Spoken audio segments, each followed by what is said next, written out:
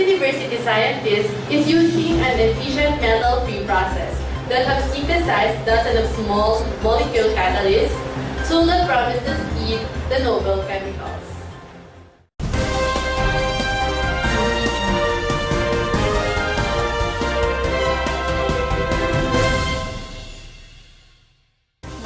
An alarming news suddenly struck the Institute of Technology, wherein the two students incidentally drank a contaminated water. Let's have the details with Mika. Mika, what is the update, sir? Yes, Danny, and actually I'm here in the UST hospital, the nearest hospital in their place. However, due to the current condition with the two students, we are not allowed to go inside. Fortunately, their good friend will tell us the real story. So first, we had PE.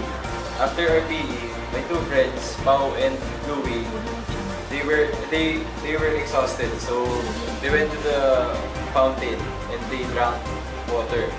Then after, they vomited and they had masaya.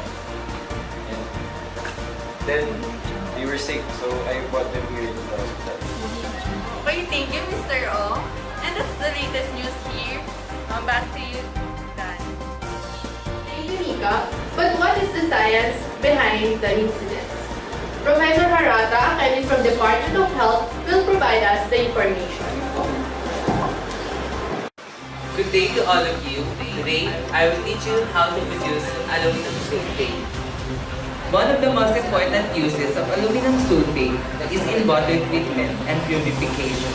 When added to water, it causes microscopic impurities to clump together into larger and larger particles. These clumps of impurities will then settle to the bottom of the container, or at least get large enough to filter them out of the water.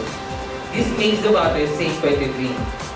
On the same principle, aluminum sulfate is also sometimes used in swimming pools to decrease the cloudiness of the water. We're given 23.33 grams of aluminum and 74.44 grams of copper sulfate. What's the amount of aluminum sulfate in grams in the product? So this will be our equation. As you can notice, our equation will be single replacement reaction. Our equation is now balanced.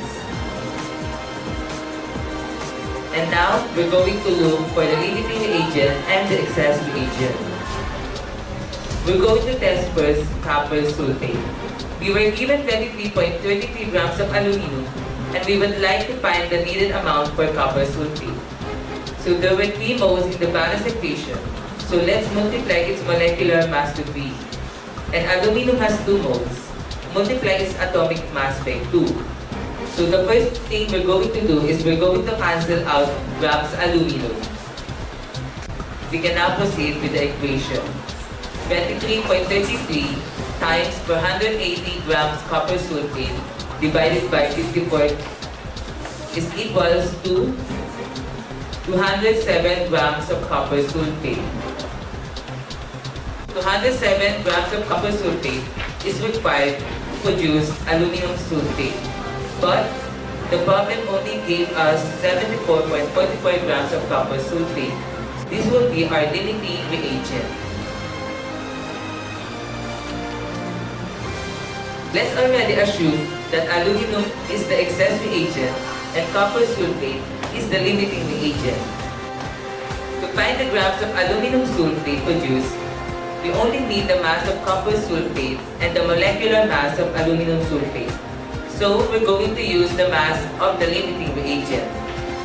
We were given 74.44 grams of copper sulfate in the reaction, and so we need to find the molecular mass of aluminum sulfate, which will be 342 grams. To find the grams of aluminum sulfate, our equation would look like this. 74.44 grams of copper sulfate times 342 grams of aluminum sulfate divided by 480 grams of copper sulfate. Let's cancel out copper sulfate and proceed with the equation.